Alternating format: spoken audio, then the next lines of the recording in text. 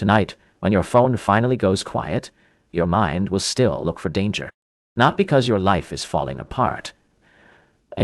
Not because you are weak. Because your brain is doing exactly what it was built to do. You call it overthinking when you replay a conversation from 6 hours ago.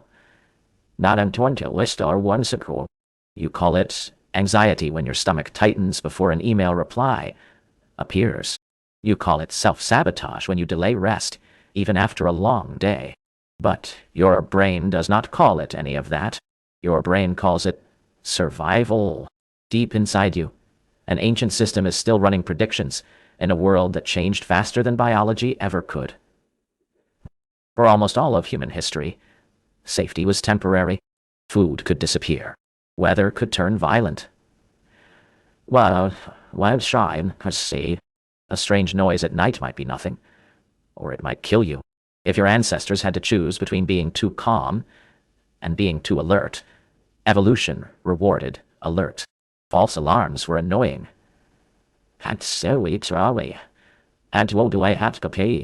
Missed alarms were fatal. Over thousands of generations, that simple math shaped your nervous system. This is why your attention does not feel neutral. It leans toward threat.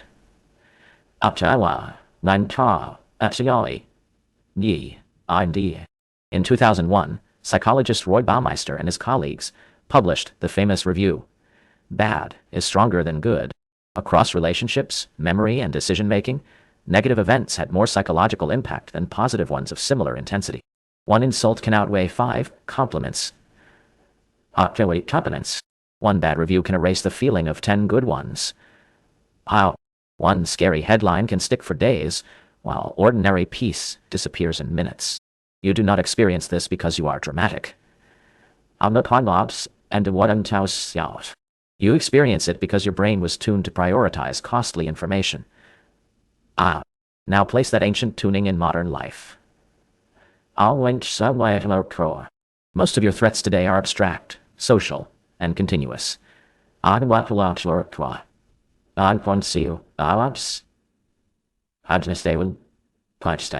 delayed message. A bill. A performance review. A news feed full of disaster. Your body reacts as if danger is near, but there is often nothing physical to fight and nowhere to run.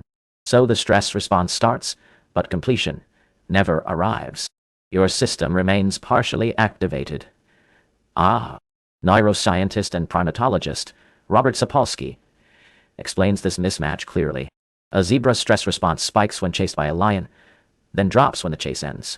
The zebra does not spend the evening imagining future lions. You do. You can trigger stress with thought alone. You can lie in bed, picture tomorrow's worst-case scenario, and your heart rate changes as if the threat is already in the room. Bruce McEwen expanded this through the idea of allostatic load, the long-term wear and tear created when stress systems are activated too often and recover too slowly. The same chemistry that saves you in acute danger becomes expensive when it runs all day for symbolic threats. Sleep gets lighter. Mood gets sharper. Patience gets shorter. Focus narrows. Then the smaller capacity creates more mistakes, and those mistakes feel like new threats. The loop feeds itself. That loop is one reason peace can feel strangely uncomfortable.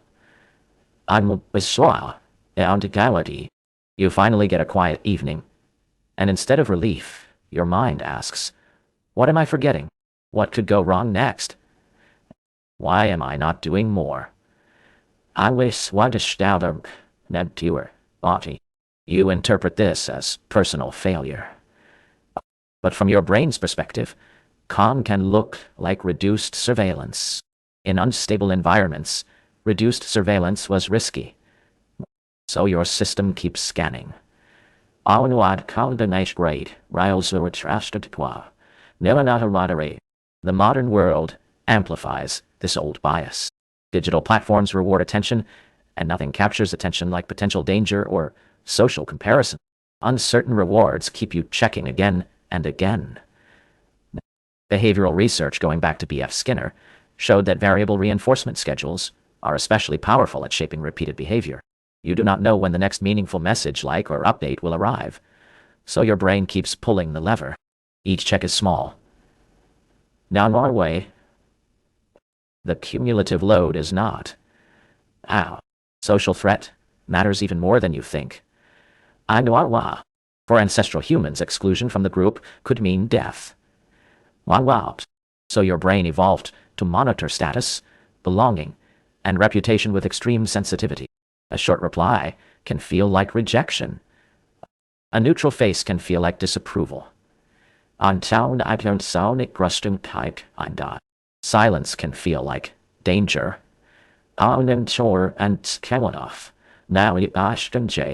You are not overreacting to pixels on a screen. You are using an ancient belonging detector in an environment full of ambiguous cues. Daniel Kahneman and Amos Tversky demonstrated a similar asymmetry with prospect theory. Losses loom larger than equivalent gains. Losing $100 hurts more than gaining $100 feels good. No.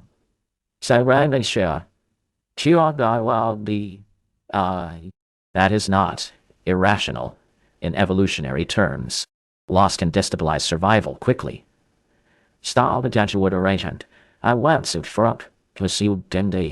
Gain helps, but usually with less urgency. So your decisions and your worries naturally weight downside more heavily. This explains a pattern you know well. You achieve something meaningful, feel relief for a moment, and then immediately scan for the next risk. You tell yourself you are never satisfied. A more accurate explanation is that your system is built for prevention, not permanent contentment. In ancestral conditions, lingering too long in celebration could be dangerous. In modern conditions, that same bias can make life feel like endless maintenance. Still, none of this means you are trapped. It means your stress machinery needs inputs it no longer gets automatically.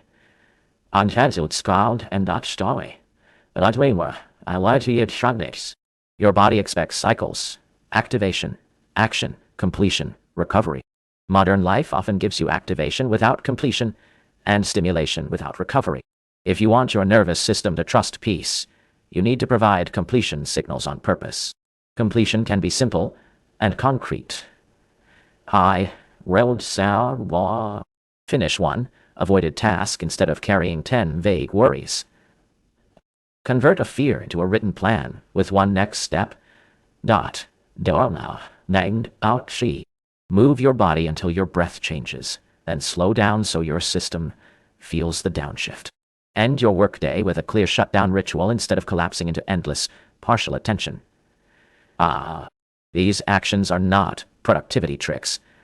They are biological messages. The immediate threat phase is over. Your brain also updates through experience, not argument. You cannot think your way out of every alarm. You teach your system by repetition. And only saw it, or I would smile.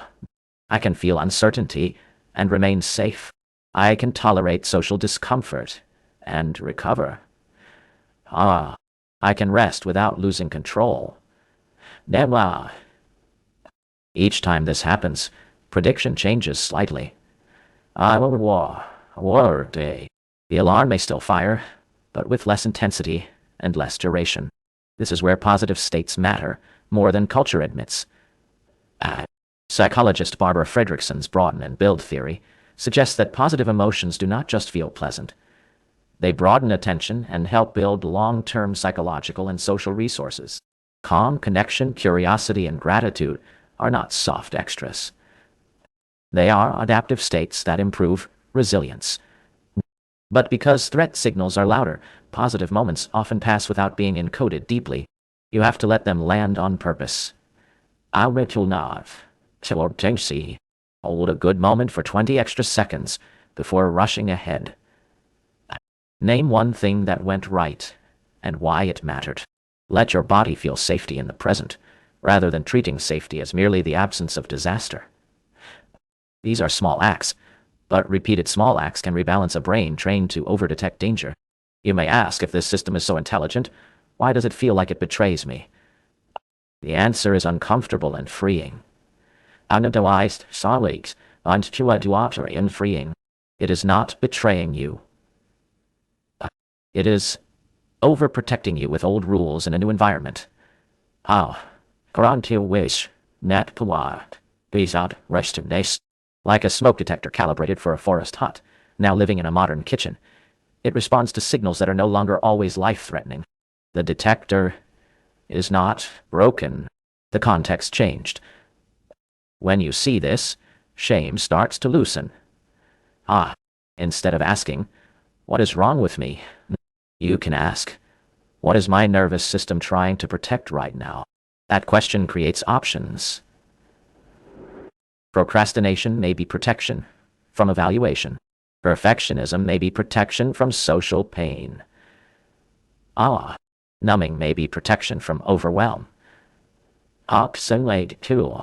These strategies have costs, but once you understand their protective logic, you can update them without self-hatred. Updating means separating danger from discomfort. Discomfort is not pleasant, but it is often survivable and temporary. Danger requires emergency response.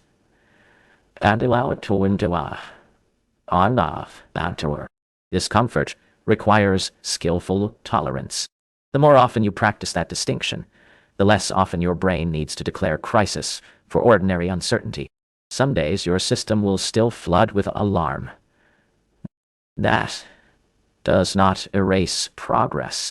It means old circuitry met strong cues. Your task is not to panic about the panic. Your task is to shorten the loop. Name what is happening.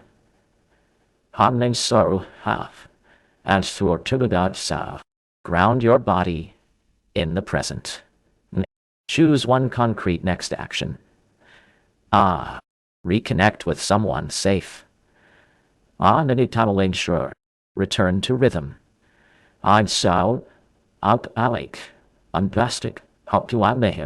Over time, something subtle changes. Peace stops feeling like an empty silence waiting to be shattered. It starts feeling like capacity. You still detect risk, but you are no longer fused with every threat simulation. Vigilance becomes a tool you use when needed, not a background soundtrack that never turns off. This is not naive optimism. It is evolutionary realism. Your brain came from hard environments. It inherited rules that favored survival under pressure. That inheritance kept humans alive long enough for you to exist. But survival is not the same as flourishing. In this century, your work is not to delete your survival brain. Your work is to retrain its thresholds so caution and recovery can coexist. You keep what is valuable in the old design: sensitivity, foresight, social awareness, rapid mobilization. Then you add what modern life requires: recovery, boundary setting, focused attention, and deliberate calm. You stop demanding permanent serenity and start building flexible regulation. You become someone who can activate when needed and deactivate when possible. Because the final truth is this: you are not failing at peace. You were never handed peace as a default setting. Your brain was handed crisis management as a default setting. Peace is a learned state, built through repeated evidence that safety can exist without constant scanning. Tonight, when your phone finally goes quiet, your mind may still look for danger, but this time you will recognize that signal differently. Not as proof that your life is falling apart. Not as proof that you are weak. As the ancient voice of a brain built for crisis, slowly learning that peace is no longer a trap, but a skill you can practice and keep.